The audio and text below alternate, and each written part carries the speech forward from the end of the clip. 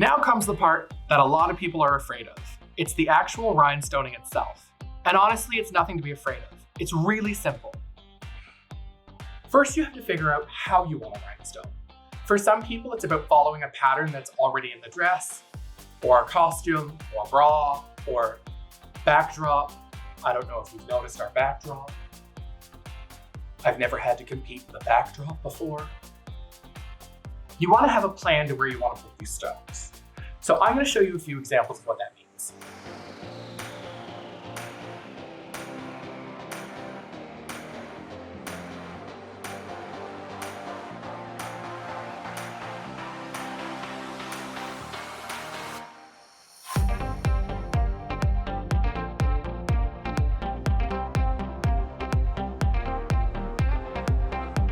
Now that we've moved on to using our flat-back crystal lane stones, we're definitely going to use our precision applicator.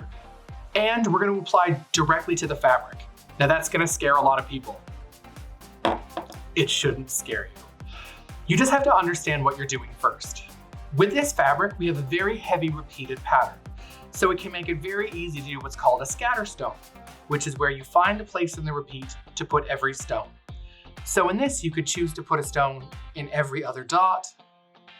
You could put it on every dot. It completely depends on how sparkly you want this to be and how much time you want to spend on it.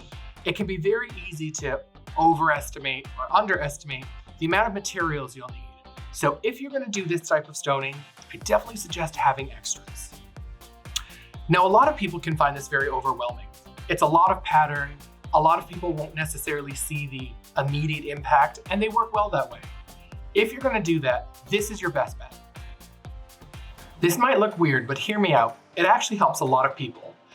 If you're someone who gets overwhelmed by how much rhinestoning there is to do and can get discouraged by it, take a piece of paper, newspaper, wrapping paper, I happen to have parchment paper, fold it in half, and cut a little window. Doesn't matter what shape, doesn't matter what size. This is to help you mentally prepare yourself for rhinestoning.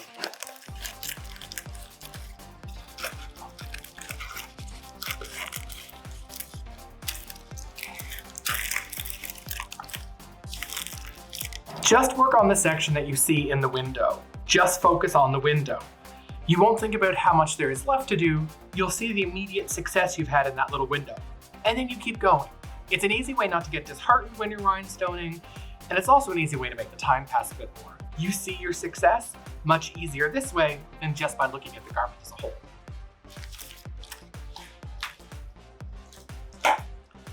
Sometimes you're just looking to put rhinestones on fabric. You may have to put them in between appliques you've put in. You may have to feel like they're going to be very even. They don't have to be. They just have to fill the space. So what I always suggest is making sure you have enough product for the area that you're working at. Here's how we do that.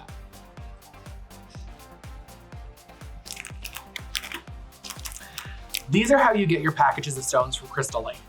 Some packages are a little smaller, some packages are a little bigger. You want to look at how many gross is in a bag. A gross is 144 stones. It's important, and I'll tell you why. You need to know what you have to know how much you can do. So if you know you have 2 bags of one size, 2 bags of another size, split those bags up into 2 smaller bags. Now you've got X number of stones to get the top done, X number of stones to get the bottom done. There's nothing worse and more disheartening than getting halfway through a project and realizing you don't have everything you're going to need. So you may have noticed we've just changed fabrics. That's because I want them to contrast so you can easily see how we're rhinestoning here. I realized to put the blue on the blue is probably not going to be that helpful for you. Before you get started, it's always ready to have everything ready and going. These are our wax pencils. They make picking up the rhinestones very easy to do. They're easily sharpened, and they will make easy work of the hardest part of this job. Our E6000 is ready to go. It's a pretty full tube, which is my favorite way to start, and it's got the applicator tip. This tip is very important. The reason is it lets you put a very small amount of the glue, no bigger than the actual stone, down on the fabric. If you put too much glue, it'll actually bleed out around the stone and look like the fabric's a bit darker. We have our rhinestones, which again are contrasting against this fabric, but it's important that you see that this is not ready. If you want to have your stones ready, have them in a little dish or just set aside so that it's easy to access them and pick them up as you put the glue down. Although E6000 has a pretty good dry time and you can be pretty generous with it, it's better to be ready than sorry. Also, you want to make sure that you've got your stones properly sectioned out so you don't have too many stones in one section and not enough stones in another. Put the rhinestones you're going to use first in the lid of a container. Again, it's better to work with a smaller quantity as you're getting started, and as you feel more comfortable, you can work with a larger quantity. You want the stones to be facing upward, which might not happen when you just pour the stones in.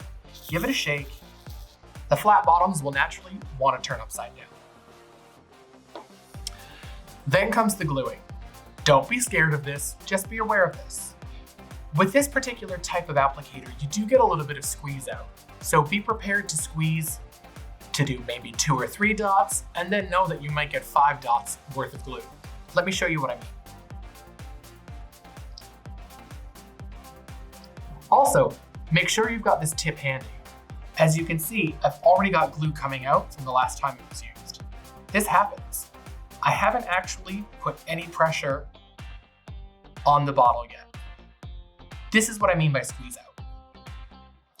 The other reason you want to make sure that you have your lid close at hand is that once all is said and done, and you don't feel like you want to put any more dots down, you want to quickly put that lid back on so that you don't make a mess.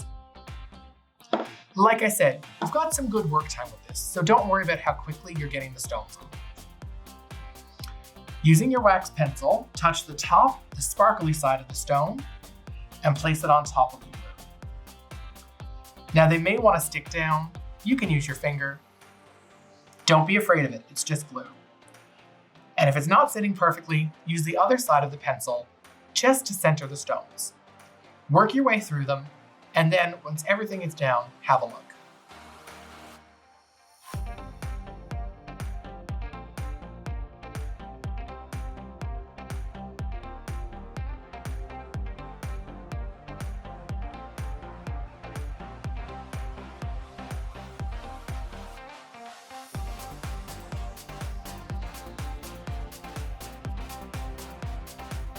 So as you can see, with these stones applied, I didn't apply any pressure to the actual tube. That was all just squeeze out.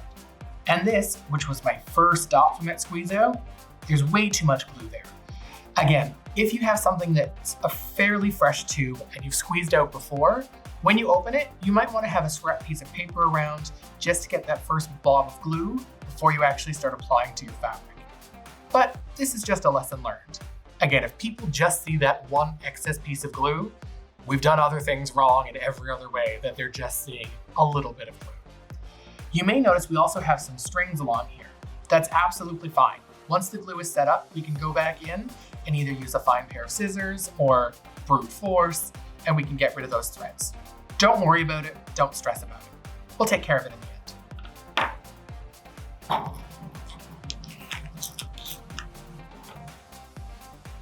So they always say the best way to learn is from a mistake. And I'm going to show you exactly what mistake I made here. As we've been saying through this whole process, you want to do bigger before you do smaller. And here's why. It's much more difficult to try to evenly space out these crystal stones that are significantly larger and make it look even. It would have been a lot easier if I had just put the crystal stones down first. That doesn't look right. It looks like some things are squat and some things are too spaced out. Let me show you how it should have looked.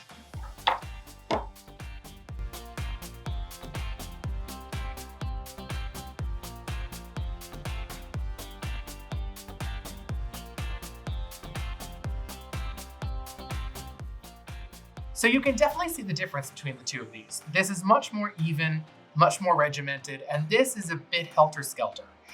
It leaves you with bald patches, it leaves it difficult to try to put stones in between. This, because you've taken the time to put the big stones down first and then fill in with the little stones, you could go in twice as heavy with this with the little stones, but it still gives you the room to work. After you've done your big and small stones, and after you've filled everything in to a level that you're happy with. We've done all of the different sizes. We have to think, does this all work together? Does this work beautifully together? And I have a trick for when it doesn't look like it does. If you find some of your appliques aren't really blending beautifully into your outfit, don't forget, you can always rhinestone the applique to help bridge that gap between the two of them. Let me show you what I mean. If you have this applique sitting down and it's not really looking like it belongs with the rest of the pieces, you can always rhinestone up onto the appliques to bring the color actually in there. This to me just feels like a big pile of blue right now, and we've got crystal in there. We need to add some light. So let me show you the easiest way to do that.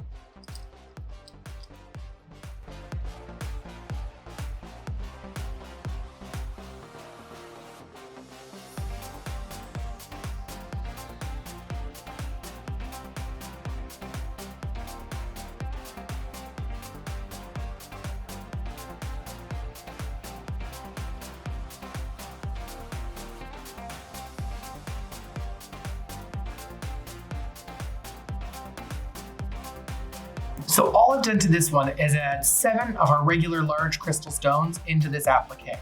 Not only are they going to reflect the beading, the sequin, and the rhinestones that are already in there, but they help make this make sense with this, so that the color palette is cohesive between the both. These little tiny blue stones are exactly the same color. They wouldn't have had the same effect, but helping make this color story make sense together will ultimately make this look more cohesive. I know it might not look this way against the red backdrop. We have the red backdrop here just so that you can see the work being done. But imagine this against blue, or imagine this against white. Imagine this in anything you might already have. This is something that's super easy for you to do. I mean, who's to say that t-shirt can't be something a lot more special? Or who's to say that evening gown can't be a complete knockout? Now that we have everything done as far as rhinestones and applique go, we've gotten the sparkle taken care of. But do we have the texture taken care of? While the applique will apply some texture, you might want to have something like a beaded fringe. You might want to have something like feathers. That's always the last thing you want to do. You want to make sure you've got your base down of things that aren't going to move and aren't going to need a little air to make them beautiful to be added on. What do I mean by that? 1 second. Let's say we want to add something beautiful like beads to add a bit of movement to this. They'll shimmy and shake and catch the light in a very different way than everything else. How do we incorporate this now? Now you can do this the easy way, or you can do this the correct way. I prefer the easy way. If you run a bead of E6000 just along the back of your fabric, you can attach this beautiful ribbon of beads to the very edge, and when it's dried, you flip it over and the beads will hang off the top. If you do it the correct way, you can sew it down. You might not be a sewer. That's completely up to you. But either way, you'll get that beautiful beaded effect at the top that look like the beads are just suspended from midair. The other way you can attach the beads to any kind of fabric you want is the longer, more tedious way, but it's the way I prefer. We're gonna do them one strand at a time, and let me show you how. What you're gonna wanna do is cut in between each strand of bead that you would like to use.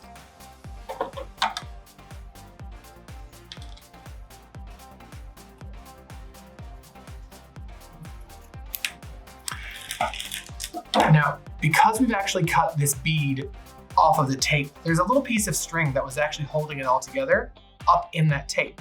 We're gonna pull the tape off to reveal that string.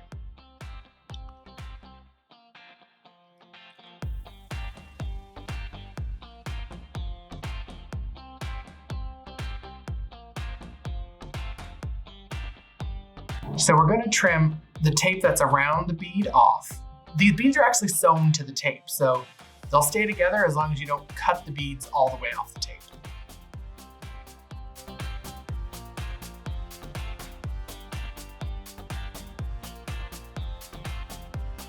And we have that little tab right at the top.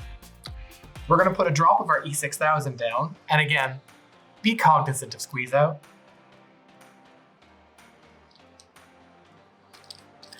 Now that we've got that little bead down, we're gonna put our tape on top of it. Also, using the end of the wax pencil is really great to help anchor things for you. Make sure that the beads are actually facing down. You don't want them to have to twist and turn to do what's gonna come naturally. So now we just have this big piece of blue tape, which is not cute. And there's an easy way to cover that. Another dot of our E6000. And one of our larger rhinestones. Now, if you've used just rhinestones, definitely use a rhinestone.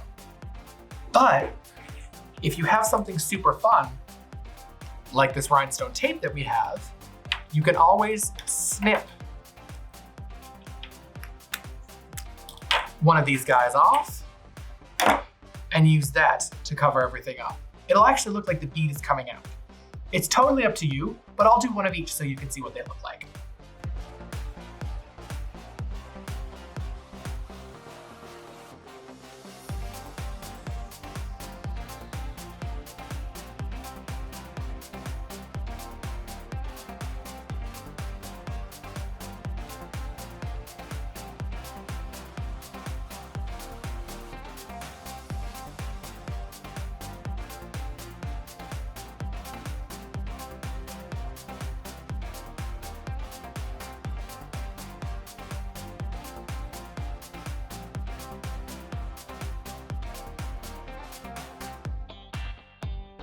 Now, if you're using something that's significantly larger like this, you're going to want to put E6000 on the back of this as well, just to make sure you've got great contact.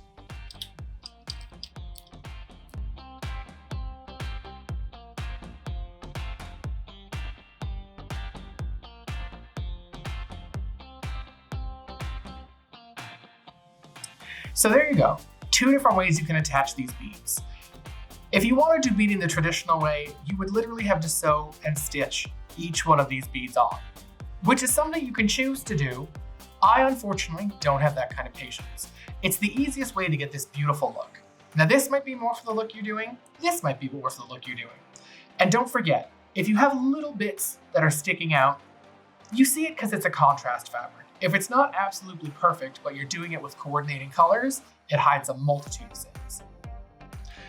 This is the basics of rhinestoning.